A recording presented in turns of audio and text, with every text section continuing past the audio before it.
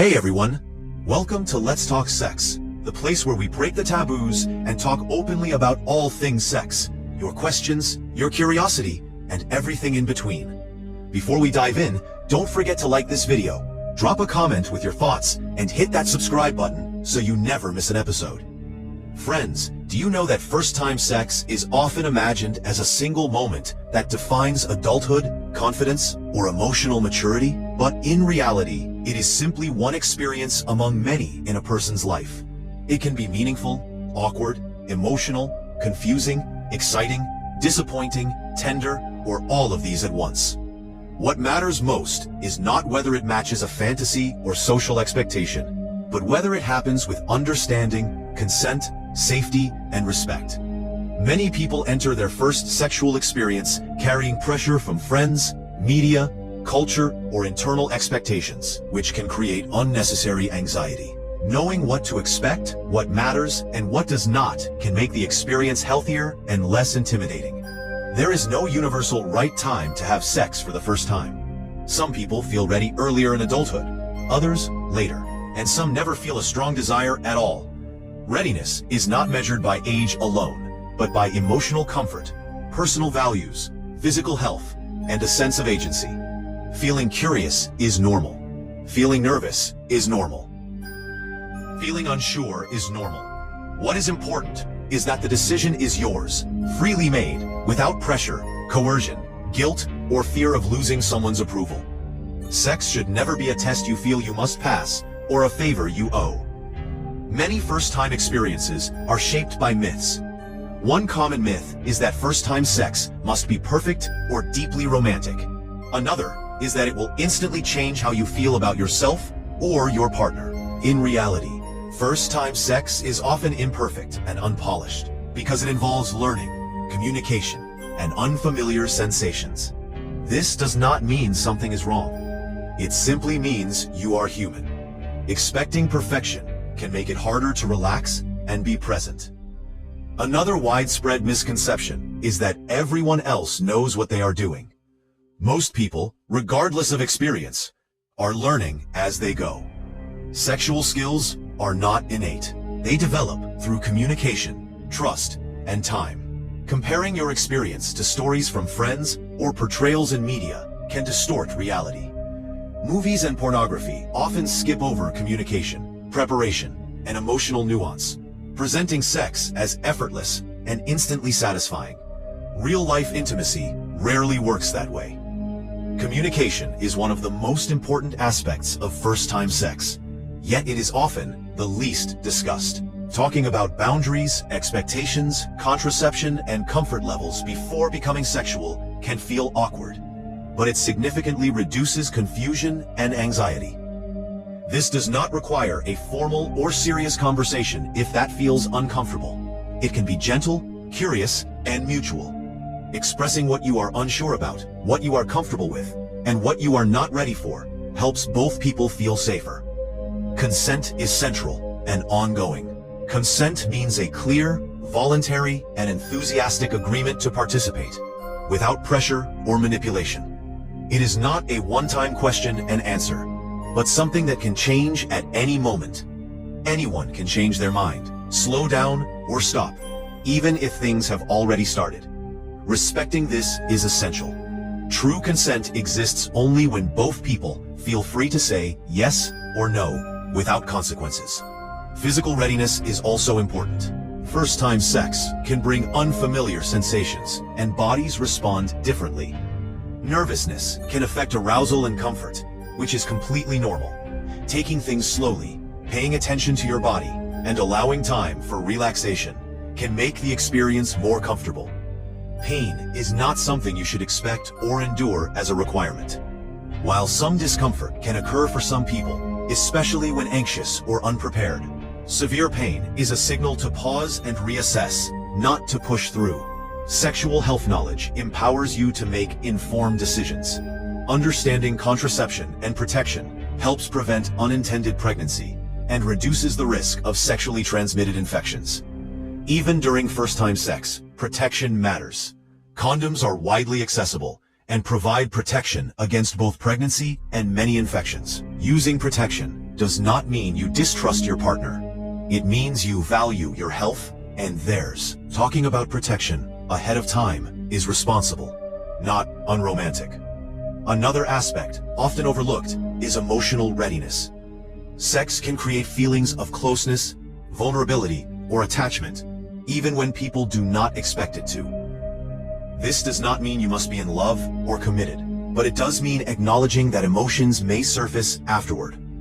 Some people feel connected and happy. Others feel uncertain or reflective. There is no correct emotional reaction. Giving yourself permission to feel whatever comes up without judgment is important. First-time sex does not define your sexual identity, orientation, or future desires. Some people enjoy it, others do not. Some feel immediate curiosity for more experiences, others need time. None of these responses indicate a problem. Sexual understanding evolves through experience, reflection, and communication. One experience does not determine the rest of your sexual life. Body image concerns are common, especially during a first sexual experience. Worrying about appearance, performance, or comparison can pull attention away from the moment. Remember that bodies come in countless shapes and variations, and intimacy is not an audition. Most partners are far more focused on connection and sensation than on perceived imperfections. Self-consciousness often softens with trust and familiarity. It is also important to understand that first-time sex does not need to include every possible sexual activity. You get to decide what you are comfortable with. There is no checklist to complete. Intimacy can unfold gradually over time. Setting limits is not a failure or a tease. It is a form of self-respect. A partner who respects your boundaries is demonstrating care, not losing interest. Sometimes, first-time sex does not go as planned. Maybe nerves take over, or communication breaks down, or expectations clash. This can feel disappointing, but it does not mean you did something wrong, or that future experiences will be the same. Learning often happens through imperfect moments. Being kind to yourself afterward is crucial. Shame and self-criticism are not helpful teachers. Another overlooked topic is aftercare, even in casual situations. After intimacy, people may need reassurance, conversation, space, affection, or quiet. Checking in with yourself and your partner can strengthen trust and reduce confusion. A simple conversation about how you feel afterward can provide clarity and emotional grounding. Cultural and personal values influence how people view first-time sex. Some attach deep symbolic meaning to it. Others see it as a natural step in adult life. Neither perspective is inherently right or wrong. Problems arise when people act against their own values to meet external expectations. Taking time to reflect on what sex means to you personally can guide your choices more effectively than following a script imposed by others. It is also valid to decide not to have sex, even if opportunities arise. Saying no does not mean you are immature, fearful, or broken. It means you are listening to yourself. Sexual agency includes both choosing to engage and choosing to abstain. Both are equally valid expressions of autonomy. For many people, first-time sex is less about technique and more about presence. Being attentive, patient, and responsive creates a sense of safety that allows pleasure and connection to grow. You do not need to perform or impress. You need to listen, communicate, and respect boundaries, including your own. Education around sex often focuses heavily on mechanics, while neglecting emotional intelligence. Understanding how to communicate discomfort, desire, and uncertainty is just as important as understanding anatomy. Learning to say, "I'm not sure," "Can we slow down?" or "I like this," builds confidence and trust. These skills apply not only to sex, but to many areas of life. Another reality is that some people feel underwhelmed after their first experience. Media often portrays sex as life-changing, so when it feels ordinary or confusing, disappointment can follow. This does not mean you missed something or did it wrong. Many people find that intimacy becomes more meaningful over time, as comfort and communication improve. It is also possible to feel a sense of loss afterward, especially if you placed significant emotional meaning on the experience. Processing this does not mean you regret your decision. It means you are integrating a new experience into your sense of self. Talking to a trusted friend or reflecting privately can help make sense of these feelings. First-time sex can raise questions about identity, preferences, and boundaries. Curiosity afterward is normal. You may learn more about what you like, what you do not, and what you want in future relationships. This learning process is ongoing and does not need to be rushed. Understanding that sex is a skill learned through communication and experience can relieve pressure. There is no finish line to cross, no standard to meet. Every partner, situation, and stage of life brings different dynamics. The goal is not perfection, but mutual respect, safety, and honesty. Finally, remember that your worth is not measured by whether you have had sex or how that experience went. You are complete and valid regardless. Sex can be a meaningful addition to life, but it is not a requirement for self-worth, maturity, or happiness. This perspective can help you approach first-time sex not as a test or milestone to fear, but as an experience to navigate thoughtfully at your own pace with care for yourself and others. After first-time sex, many people find themselves thinking more than they expected. Thoughts may circle around what it meant, how it went, or how they believe they should feel now. This reflection is natural. Sexual experiences, especially early ones, can bring self-awareness to the surface. You may replay moments in your mind, notice emotions you did not anticipate, or question whether the experience aligned with your expectations. None of this means something is wrong. It simply means you are processing something new. Some people feel closer to their partner afterward, while others feel a desire for space. Both reactions are valid. Emotional responses to intimacy are shaped by personality, past experiences, attachment style, and the context in which the sex occurred.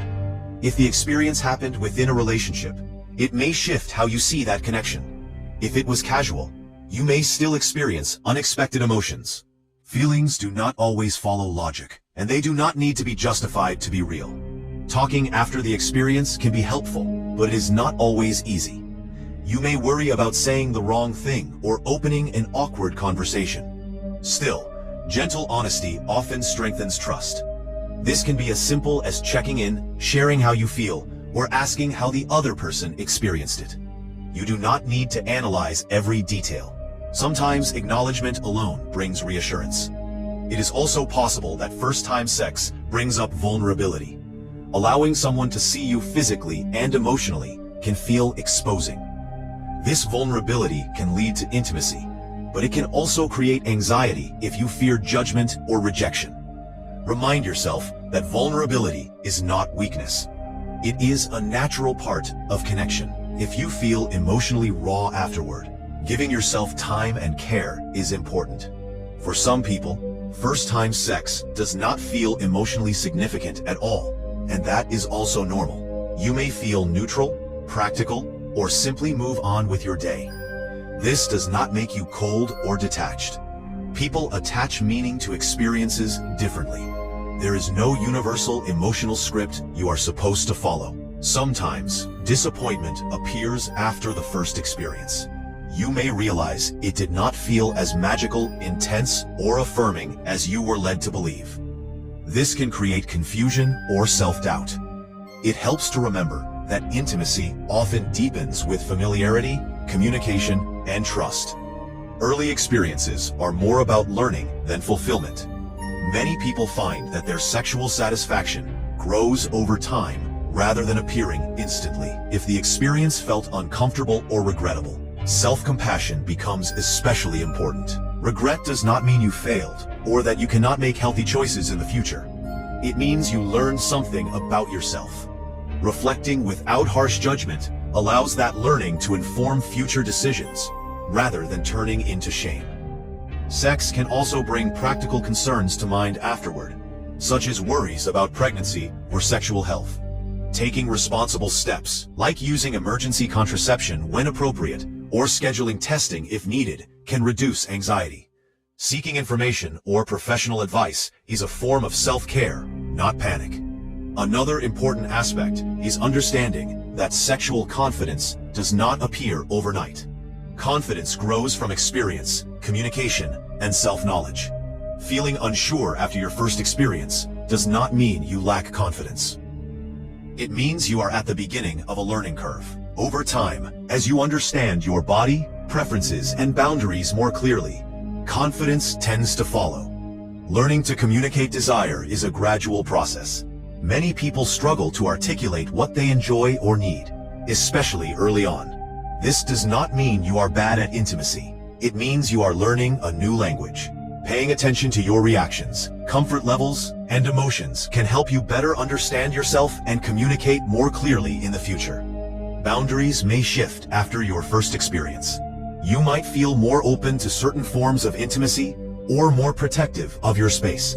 Both are valid. Checking in with yourself regularly helps ensure that your actions continue to align with your comfort and values. Boundaries are not static rules.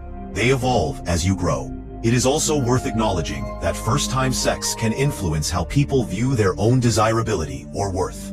Some feel validated, while others feel unchanged or even insecure. External validation, however, is not a stable foundation for self-worth. Building a healthy relationship with your body and sexuality takes time and internal reflection, not just experiences. If your first experience occurred within a relationship, it may bring expectations about what comes next. One partner may feel ready for more intimacy, while the other may want to slow down. These differences do not mean incompatibility. They mean communication is needed. Relationships benefit from ongoing conversations about comfort, pace, and expectations. For those whose first experience was not positive or fully consensual, emotions can be especially complex. Confusion, numbness, guilt, or distress may arise. In such cases, reaching out for support from trusted individuals or professionals can be deeply healing. You deserve care, understanding, and safety, regardless of what happened. It is also important to understand that sexual exploration is not linear. You may take steps forward, pause, or step back at different times in your life. This flexibility is healthy. There is no requirement to keep moving in one direction simply because you started. Comparing your sexual journey to others often leads to unnecessary pressure. Everyone's path is shaped by different circumstances, values, and desires. What matters is not how quickly or slowly you move, but whether your choices feel authentic and respectful to yourself and others. Over time, many people come to see first-time sex less as a defining moment and more as a beginning. It opens the door to understanding intimacy, communication, pleasure, and boundaries. It does not determine your future relationships or your capacity for connection. Each experience builds upon the last, informed by what you learn along the way. Patience with yourself is one of the most valuable qualities you can bring to your sexual life. Learning takes time. Comfort takes time. Trust takes time. Allowing yourself to grow without rushing or judging the process creates a healthier relationship with intimacy. Sex is not something you owe to anyone, and it is not something you earn by meeting certain criteria. It is a shared experience that should be entered willingly and consciously. Keeping this perspective helps protect your autonomy and emotional well-being. Ultimately, what you should know about first-time sex is not a list of rules or expectations, but an understanding that you are allowed to move at your own pace, ask questions, set boundaries, feel uncertain, and change your mind. You are allowed to seek pleasure and connection, and you are allowed to prioritize safety and emotional health. The most meaningful takeaway is that sex is not a performance or a milestone to conquer. It is an interaction between people, shaped by trust, communication, and respect. Approaching it with curiosity rather than fear, and compassion rather than judgment, allows it to become a healthier part of your life, whenever and however you choose to experience it. Thanks for watching, and I hope you had as much fun learning as I did talking about it. Don't forget to like, comment, and subscribe to stay connected. Share your thoughts or questions down below, and let's keep the conversation going. Catch you in the next video. Let's talk sex.